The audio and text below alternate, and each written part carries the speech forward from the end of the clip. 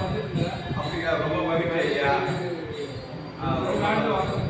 உங்களையும் தொடர்ந்து பார்க்குறேன். நம்ம வள்ளல் பெருமானுடைய ஆலயம், நான் வந்து ஒரு சபதியாக இருக்கிறேன் ஐயா. நம்ம வாழியூரில் ஒரு கண்ணப்பாங்கிற ஒரு அடியாருக்கு சேர்ந்து 10 ஆண்டு காலமாக ஒரு திருப்பவரத்தில் இருக்கிறேன். அப்படியே இருக்கும்போது நான் பல வேத சாஸ்திரங்கள்லாம் நிறைய அந்த திருப்பவரத்தில் இருக்கிறதுனால நிறைய இந்த சாஸ்திரங்கள்லாம் படிக்க வேண்டிய சூழ்நிலை தேவைப்படுது. அதனால் பல வேத சாஸ்திரங்கள்லாம் படித்து கடைசியில் வரும்போது நம்ம வள்ளல் பெருமானுடைய அருட்பாவை படிக்க ஆரம்பித்தேன். இந்த 6 திருமுறைகளையும் படிக்க ஆரம்பித்த போது இந்த வேத சாஸ்திரங்கள் என்ன கூறி இருக்கிறதோ அதுக்கும் மேலான அதை விட மேலான உயர்ந்த கருத்துக்களை நம்ம ஐயா வள்ளல் பெருமான் ராமலிங்க அடிகளார் மருத்துவரை அவதாரம் செய்து அவர் செய்திருக்கிறார். அவர் என்ன சொல்றார், மற்றவர்களாம் விட உலகத்தில் வந்து மக்களுடைய துன்பத்தை, பிறருடைய துன்பத்தை போக்குவது, ஜீவகாருண்யம் செய்வது, பிறருடைய துயரங்களை போக்குவது, அதுதான் உயர்ந்த கருத்து என்று சொல்லுகிறார். ஏன்னா நம்ம நாட்டில் வந்து நான் வேத சாஸ்திரம்லாம் படிக்கும்போது பல ஆயிரம் ஞானிகளை படித்தோ, பல வேத சாஸ்திரங்களை படித்த புராணங்களை படித்துள்ளேன். அவர்கள் எல்லாம் அவர்கள் என்ன செய்தார்கள், அவர்கள் வந்து முக்தி பேர் அடைந்து, ஜீவமுக்தி அடைந்து அவர்கள் வந்த வேலையை பார்த்துக்கொண்டு நல்ல நிலையில், உயர்ந்த நிலையில் கைலாய பதவியோ இல்லை வைகுந்த பதவியையோ அதை பெற்று அவர்கள் சென்று பெருவாழ்வு அவர்களும் வாழ்ந்து கொண்டிருக்கிறார்கள். இருப்பினும் நம்ம வள்ளல் பெருமானும் அவரும் பல தவங்களை செய்து இந்த சன்மார்க்கு வந்து மக்களோடு மக்களாக வாழ்ந்து கொண்டிருக்கிறார். அவர் என்ன செய்தார், வாரியார் சாமிகள் தான் ஒரு முறை சொல்லுவார். அவர் சொற்பொழிவு சொல்லும்போது சொல்லுவார், ராமலிங்கம் கடவுளை பார்ப்பதற்காக தினம் தவம் இருந்து கண்ணீர் தீர்ந்து அழுகிறாராம். அவர் கடவுளே சிவபெருமானே வந்து நேரடியாக வள்ளல் பெருமானுக்கு காட்டி கொடுத்து, அப்பா நான் தான் சிவபெருமானை வந்திருக்கின்றேன், உனக்கு என்ன வர வேண்டும் கேள் என்று அவர் கூறுகிறார். அப்பொழுது வள்ளல் பெருமான் இன்னும் அதிகமாக முன்னே அழுததை விட இன்னும் ஒரு பங்கு அதிகமாக அழுதாராம்.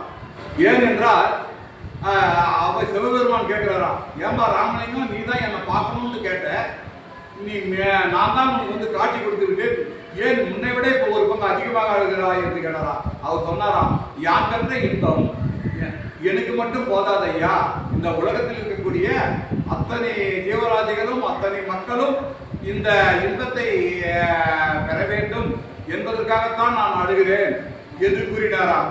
வாரியார் சாமி சொல்ல கேட்கிறேன். ஏனென்றால் அவருடைய பாடல்களை பாடும்போது அவருடைய உட்கருத்துக்கள் புரிகிறது.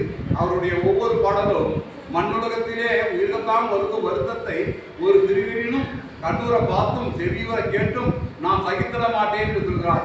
வந்த அடியார்கள் எல்லாம் அவர்கள் வந்து நல்ல நிலையை அடைந்தார்கள். ஆனால் வள்ளல் பெருமான் மட்டும் எனக்கு முக்தி நிலை வேண்டாம், இந்த மக்களோடு மக்களாக நானும் அவருடைய ஆண்மையிலே, உடலிலே, உயிரிலே, உள்ளத்திலே கலந்து கொண்டு நானும் மக்களோடு மக்களாகவே அவர்களுடைய துன்பத்தை போக்க வேண்டும், அந்த போல வரத்தை எனக்கு அளிக்க வேண்டும் என்று, எனக்கு மரணமெல்லாம் பெருவாழ்வு அளிக்க வேண்டும் என்று வேண்டி இருக்கிறார்கள். ஆகையால் வள்ளல் பெருமானுடைய கொள்கை அடியனுக்கு வள்ளல் பெருமானுடைய கொள்கை மிகவும் பிடித்தமாக இருந்தது. மற்ற ஞானிகள் துணியதும் நல்ல கருத்துக்கள் தான் இருந்தாலும் உலகத்து மக்கள் எல்லா உயிர்களும் இன்புத்திருக்க வேண்டும் என்பதற்காகவே வள்ளல் பெருமான் அவதாரம் செய்து அவர் மற்றவர்களைப் போல அவர் மரணம் அடையவில்லை. நம்முடைய 150 ஆண்டு காலத்திற்கு முன்னால் 200 ஆண்டுகளுக்கு முன்னால அவதாரம் செய்து இன்று மேற்கு 150 ஆண்டுகளுக்கு மேல் ஆகிறது.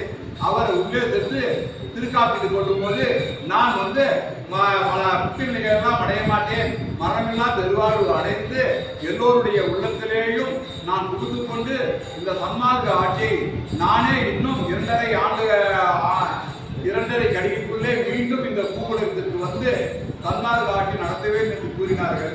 அவர் கூறிய வார்த்தை தான் இப்போது எங்கு சென்றாலும் அன்னதானம். இந்த வடலூரிலே சென்று பார்த்தீர்கள் தெரியும், எந்த நேரத்திலும் மதியத்து வந்தவர்களுக்கு 3 வேளை அன்னதானமும் தொடர்ந்து நடைபெற்றுக் கொண்டிருக்குது. இந்த கொரோனா வேலையில் கூட அன்னதானம் அங்கே நிற்கவில்லை. இப்ப உலகம் பூராகவும் ஜீவகாரியம் நடக்கிறது. மக்களிடத்திலே ஜீவகாரியம் ஒழுக்கம் இருக்க வேண்டும், அன்பு நெறி தழைத்து ஓங்க வேண்டும், குடும்பத்திலே ஒற்றுமை நிலைபெற வேண்டும், வீடுகள் தோறும் விதிநெறி விளங்க ஆடல் செய்த அருளிய அருட்பெருஞ்சோதி என்று வீடுதோறும் சன்மார்க்கம் வர வேண்டும் என்பதற்காகவே வள்ளல் பெருமான் பாடுபட்டார். அப்படி பாடுபட்டு இருக்கவே தான் உலகம் பூராகவும் மற்ற எல்லாம் இருந்தாலும் நேரடியாக நீங்கள் காடுமலை செல்ல வேண்டாம், நீங்கள் பல இடங்கள்லாம் கஷ்டப்பட வேண்டாம், உண்மையாக இருந்து உண்மையான அன்போடு எல்லோரிடத்திலும் அன்பாக நீங்கள் பழகி பச்சித்த ஜீவராசிகளுக்கு பச்சிப்பை போக்கியும் எந்த உயிரையும் கொள்ளாமலும் எந்த உணவுக்காக பிற உயிர்களை ஒன்று தின்னாமலும் எல்லா உயிர்களுக்கும் நீங்கள் அன்பு செலுத்தி ஆதரவு செலுத்தினால் நீங்கள் அதை விட பேரின்ப வீட்டை நீங்கள் அடைவீர்கள் என்று கூறி நம்மோடு வாழ்ந்து கொண்டுதான் இருக்கிறார். வாழ்ந்த வல்லராக வாழும் வல்லராகவும் இன்றும் வாழும் வல்லராக நமதுக்கு மத்தியிலே அவர் வாழ்ந்து கொண்டிருக்கிறார். அதனால் அவருடைய கொள்கை என்னை மனப்பூர்வமாக அவரை இழுத்தது. இருந்தால் தொழிலுக்காக நான் தகுதி வரை செய்தாலும் என்னுடைய ஆன்மா கடைசி வரையிலும் வள்ளல் பெருமானுடைய புகழைத்தான் பாடிக்கொண்டிருக்கும். நீங்களும் குடும்பத்திலே எல்லோரும் நீங்கள் எல்லா உயிர்களும் இன்புற்று வாழ்க என்று கூறினார்கள். யாரும் அந்த உயிர் படை எந்த இறைவனும் பலி கேட்கவில்லை. இறைவன் அதை விரும்புவதே இல்லை. அதையெல்லாம் விட்டுவிட்டு நீங்களும் என்னை போல நீங்களும் அதுபோல நீங்கள் இந்த கொள்ளாநெறியை கடைபிடித்து ஜீவகாரணத்தை நீங்கள் கடைபிடித்தீர்கள் என்று சொன்னால் நீங்களும் அடியனை போல மரணமில்லா பெருவாறு பெற்று வாழ்வீர்கள் என்று கூறி நம்மோடு வாழ்ந்து கொண்டு வாழும் வல்லவராக நம்மோடு வாழ்ந்து கொண்டிருக்கிறார். ஆகவே இந்த பணியை அடிய செய்து கொண்டிருக்கிறேன். நீங்களும் மூலையில் நாங்கள் 10 ஆண்டு காலமாக தங்கியிருக்கிறோம். வாழியருடைய ஜோதிடம் நாங்கள் வருவோம். குடும்பத்தோடு வந்து ஜோதிடம் காட்டி இதனால் முடிந்த அளவுக்கு செய்வோம். இதை உலகறிய நீங்களும் செய்து கொண்டிருக்கிறீர்கள். உங்களுக்கும் இதை நன்றி. இதை கேட்கக்கூடிய அனைத்து நல்ல உள்ளங்களுக்கும் மிகவும் நன்றியாக கூறி நீங்கள் எந்த இறைவனை வணங்கினாலும் சன்மார்க்க நெறியை கடைபிடித்து எல்லா உயிர்களுக்கும் அன்பு செலுத்தி எல்லா மக்களும் வாழ வேண்டும் என்ற நோக்கத்தோடு வாழ்ந்தால் நீங்களும் அதில் அடங்கி விடுவீர்கள். எல்லோரும் நாங்கள் மனமில்லாக பெருவாழ்வு பெற்று வாழலாம் என்று கூறி இதோடு சிற்றுதையை பிடித்துக் கொண்டு இதற்காக என்னுடைய குடும்பத்தில் இருப்பவர்களும் ஒத்துழைப்பு நல்கிறார்கள். என்னுடைய மாணவர்கள் எனக்கு 55 மாணவர்கள் இருக்கிறார்கள். இந்த பின்னால் இருக்கிற வாழியூர் கண்ணப்பா சபதி என்று சொல்லக்கூடியவர் நான் வேலூரே பார்க்க முடியாத நிலையில் இருந்தவர். அவரிடம் நான் கலையை பெற்று இந்த பொருள் ஈட்டியதால் தான் இந்த பெரிய சபையை அமைத்து குறைந்து ஒரு 55 மாணவர்களை உருவாக்கினேன். இப்ப எல்லாம் எனக்கு தொண்டு செய்யக்கூடியவர்கள் என்னுடைய மாணவ செல்வங்கள் தான். அது மாணவ செல்வங்களும் செய்கிறார்கள். என்னுடைய உறவு முறைகளும் எனக்கு தடையில்லாமல் எனக்கு வள்ளல் பெருமானுக்கு ஒரு அடி கிடைத்தது. நீங்க படித்திருப்பீங்க, 6 திருமுறையும் படித்திருப்பீர்கள். அதுவே தெரியும். வள்ளல் பெருமான எல்லோரும் எதிர்பார்த்திருந்தாலும் அவருடைய அந்நியார் மட்டும் அவர்களுக்கு பேர் உதவியாக இருந்து அவருக்கு ஒத்துழைப்பு நல்கினார்கள். அதுபோல அடியனுக்கும் ஒரு அணி கிடைத்திருக்கிறது. இல்லைன்னா என்னால் புரிந்திருக்காது.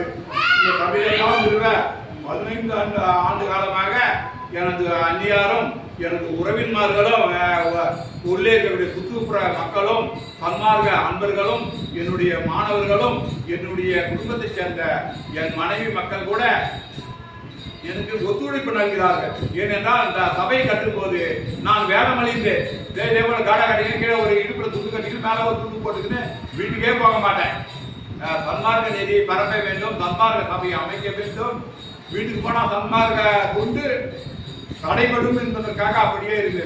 என்னுடைய மகள் கூட கூறினார், அப்பா சம்பாதித்த சொத்து பூரா உன்னுடையது, எப்படி ஒன்றாலும் செய், ஆனால் நீ வேதம் போட வேண்டாம், பொருளை எல்லாம் நீ வல்லதாருக்கு அர்ப்பணம் செய்யுங்கள். ஆனால் 4 பேரோட நீ சௌகரியமாக இருந்து நல்ல முறையில் சந்தோஷமாக குடும்பம் நடத்தினால் அது போதும் என்று கூறி எனக்கு நல்லாதரவு அளிக்கிறார்கள்.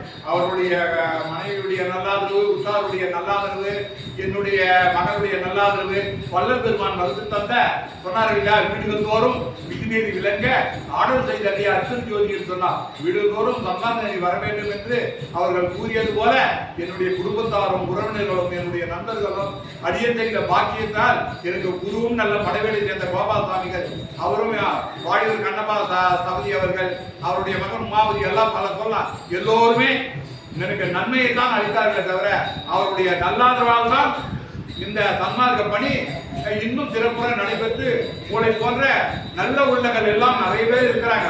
வள்ளல் பெருமான் தான் கூறியிருக்கிறார். தர்மபுரி சென்னை என்று கூறினார். மேல் கூட அந்த தர்மபுரி சென்னையிலே வடலூரை போல ஒரு ஞான சபை அமைத்து குடமுழுக்கு செய்துவிட்டு வந்து அங்கேயும் வடலூரை போல ஜோதிடத்தனம் காட்டுகிறார்கள். எல்லோரும் இந்த சன்மார்க்க நதியில் நின்று எல்லோரும் இந்த அருளை பெற்று மரணமில்லாத பெருவாவை பெற்று எல்லோரும் அன்போடு இருக்க அருட்பெருஞ்சோதி ஆண்டவரை பிரார்த்தனை செய்து கொள்கிறேன் ஐயா. நன்றி, வணக்கம் ஐயா. போதும் ஐயா.